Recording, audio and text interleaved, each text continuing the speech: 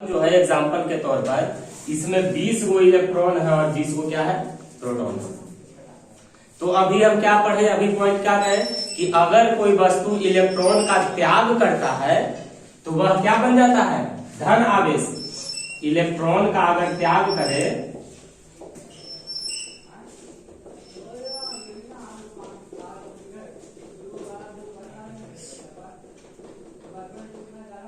Electron का त्याग कर क्या बनता है, जैसे समझिए यहाँ 20 इलेक्ट्रॉन है यानी 20 नेगेटिव चार्ज है, 20 प्रोटॉन है यानी 20 इकाई धन आवेश है, ऋण आवेश है और धन आवेश है।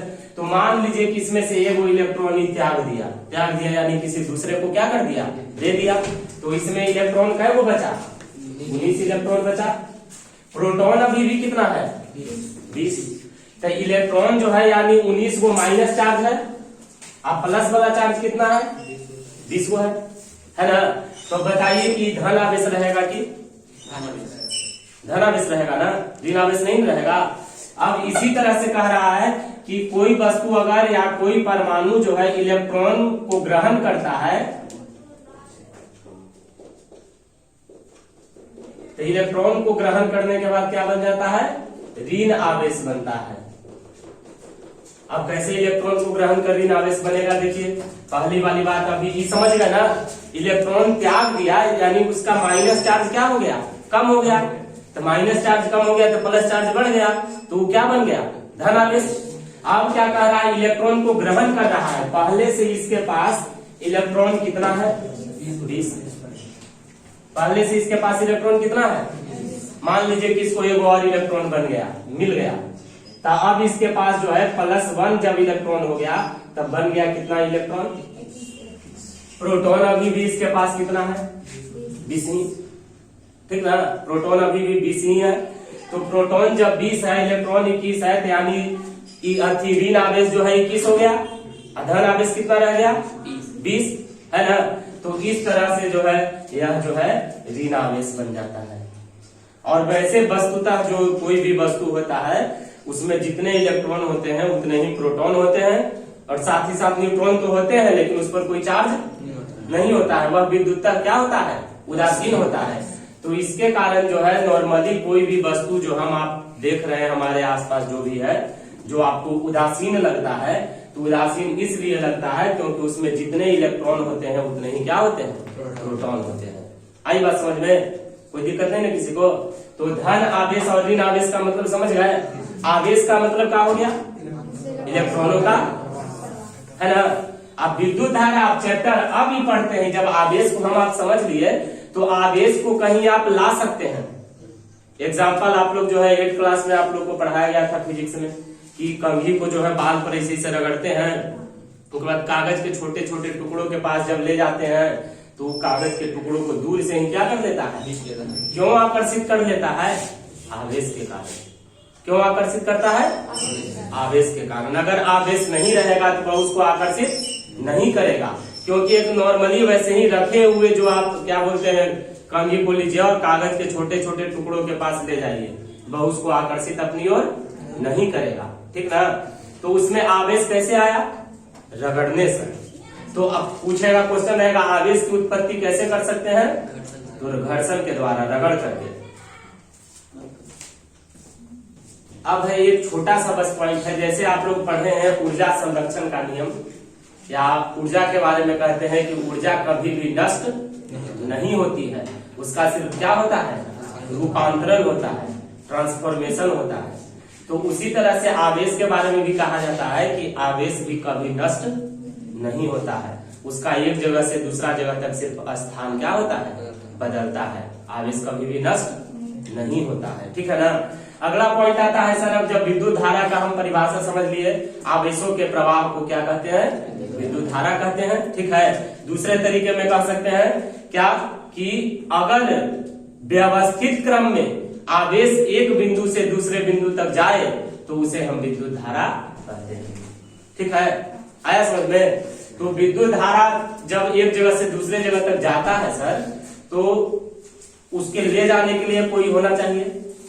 जैसे ट्रेन चलती है तो ट्रेन के लिए क्या रहता है, पटरी बना हुआ है। तो वैसे ही विद्युत धारा के लिए भी कुछ रहेगा ना, जिसको आप कह सकते हैं, अब आते हैं देहाती में हम लोग माध्यम, मीडियम जो होता है। तो अच्छा, तो इसके पहले ही जानते हैं कि अब प्रकाश के चलने का माध्यम क्या होता है सर? प्रकाश के चलने का माध्यम, प्रकाश को चलने के लिए किसी चीज की जरूरत होती है, याद नहीं रखते हैं आप लोग? बताइए, पहला चैप्टर में ही पढ़ाया गया था प्रकाश। प्रकाश शून्य में भी चलता है। सूरज से हमारे बीच में कहीं पाइप लगा हुआ है, पटरी है बना हुआ, रास्ता बना हुआ है, तो क्या सूरज और आपके हमारे बीच में जो है अंतरिक्ष जो है, अनंत जो है, उसमें हवा भरा हुआ है, तो कैसे आ जाता है लाइट हमारे तक? क्योंकि उसके चलने के लिए किसी माध्यम की जरूरत नहीं होती है, ठीक ना? प्रकाश को चलने के लिए किसी माध्यम की आवश्यकता, लेकिन धारा को चलने के लिए, विद्युत धारा को चलने के लिए माध्यम की जरूरत होती है, समझे? तो माध्यम यहां से दो तरह के होते हैं। एक माध्यम उसका वह माध्यम जो उसको आगे जाने देता है, और दूसरा वह जो उसको आगे जाने नहीं देता। तो इसी से हम पढ़े हैं रुचि सर, चालक। चालक को हम क्या नाम देंगे? और अचालक को, है ना? तो चालक और कुचालक का परिभाषा कैसे आप दीजिएगा? वैसी वस्तुएं जिनसे होकर के विद्युत धारा का प्रवाह होता है, उसे हम कैसा वस्तु कहेंगे? सुचालक या चालक, सिर्फ चालक कहिए या सुचालक। और अचालक या कुचालक वैसी वस्तुएं जिनसे होकर के धारा का प्रवाह न हो। तो जिससे धारा का प्रवाह हो, तब यहाँ एगो पॉइंट समझ लीजिएगा कि चालक और कुचालक कैसे बनता है, कैसे होता है चालक और कुचालक। तो कैसे होता है बता सकते हैं? धारा का प्रवाह किसके कारण होता है? इलेक्ट्रॉन के कारण। वही कैसे इलेक्ट्रॉन के कारण? मुक्त इलेक्ट्रॉन के कारण। तो जिन वस्तुओं में मुक्त इलेक्ट्रॉन रहेगा उसको हम नाम देंगे क्या? सुचालक। यानी इसमें फ्री इलेक्ट्रॉन है, फ्री इलेक्ट्रॉन है, वही जो है आवेश को ले जा रहा है आगे। और कुचालक सर, उसमें मुक्त इलेक्ट्रॉन नहीं होते हैं, फ्री इलेक्ट्रॉन न होते हैं।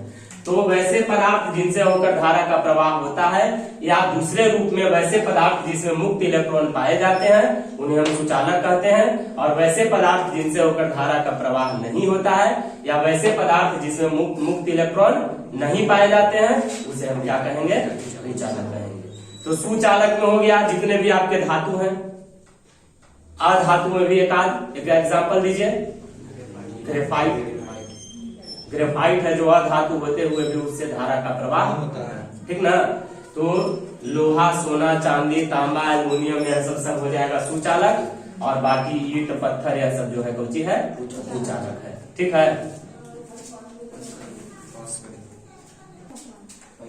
अब है पढ़ना पॉइंट सर विभव। विभव की परिभाषा जानते हैं? इकाई धन आवेश को, कौन से आवेश को? धन आवेश को ही ना, पक्का ना? किसी अनंत से किसी बिंदु पर लाने में किए गए कार्य को विभव कहते हैं, है ना? है ना? इकाई धन आवेश को अनंत से किसी बिंदु तक लाने में किए गए कार्य को क्या कहते हैं सर? विभव कहते हैं, यही ना कहते हैं? माना कि Q कूलम्ब का आवेश जो है अनंत से जो है P बिंदु पर लाया गया है, तो वैसी स्थिति में किया गया कार्य क्या हो जाएगा बताइए? विभव को कौन चीज से सूचित किया जाता है? V से।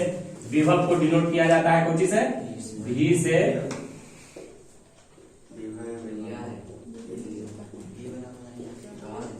मतलब इस बिंदु पर पहले से चार्ज नहीं है, इस पर चार्ज पहले से, कहीं दूसरे जगह से इस पर चार्ज लाने में जितना आपको कार्य करना पड़ेगा, जितना वर्क आप करेंगे, उसे ही हम क्या कहते हैं सर? विभव कहते हैं। विभव का क्या होता है बताइए?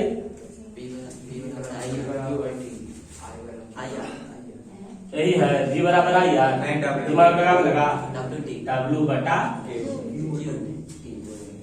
जहां V क्या है,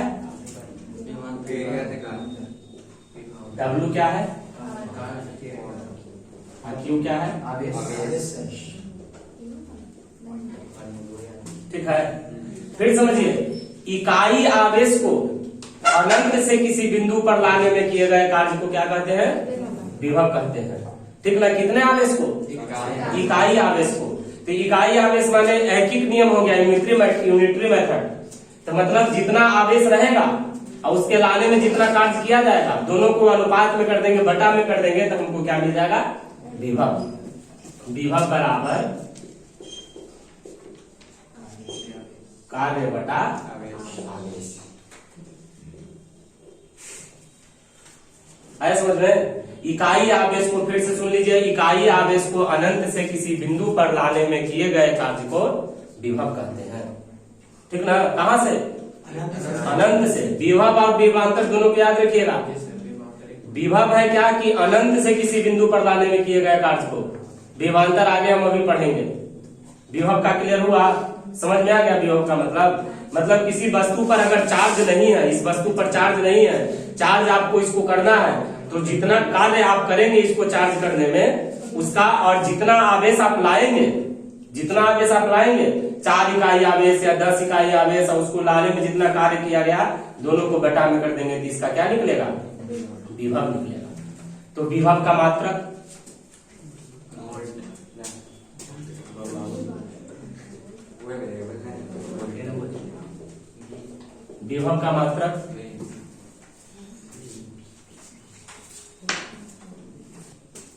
तो विभव का मात्रक बराबर क्या हो जाएगा?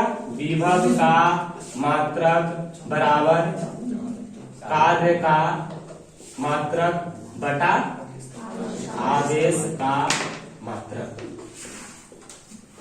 ठीक ना? तो कार्य का मात्रक क्या होता है और आवेश का मात्रक क्या होता है?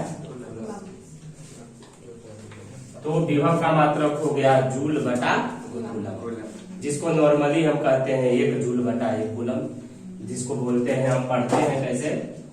जूल प्रति कूलम, ऐसे ना पढ़ते हैं, इसी तरीके से ना। और एक वैज्ञानिक थे अलेसांद्रो वोल्टा, भूल गए होंगे।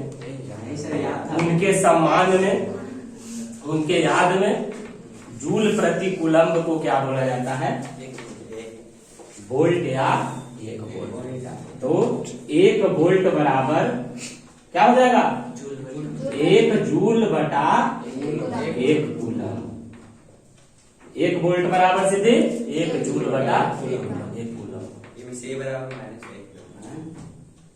1 वोल्ट बराबर, वोल्ट को कोची करेंगे? भी, है ना? जूल को कोची बोलेंगे? और कूलम का जे बटा सी, जे बटा क्यू, सी।